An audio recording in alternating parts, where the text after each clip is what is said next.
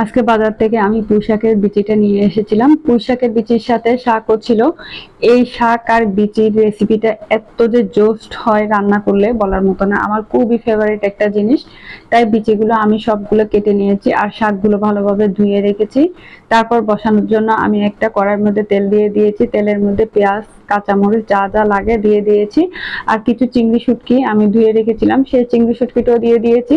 তারপর হলুদের গুঁড়া আর মরিচের গুঁড়া অল্প পরিমাণে দিয়ে ভালোভাবে নাড়াচাড়া করে কষিয়ে নিচ্ছি মশলাটা। মশলার মধ্যে তো চিংড়ি শুটকিটা অনেকক্ষণ পর্যন্ত কষালে কিন্তু ভালো লাগে। তারপর যে শাকটা আমি ধুয়ে রেখেছিলাম বিচি সহ সেটা দিয়ে দিয়েছি। এই রান্নাটা কিন্তু করলে আমার আর কিছুই লাগে না, আমার খুবই ফেভারিট একটা জিনিস। তারপর কিছুক্ষণের জন্য আমি ঢেকে রেখেছি। এরপর ঢাকনা খুলে কিছুক্ষণ পর নাড়াচাড়া করে দিচ্ছি মশলাগুলোর সাথে ভালোভাবে। এরপর নাড়াচাড়া করে আরো কিছুক্ষণ আমি এটা ঢেকে রান্না করব।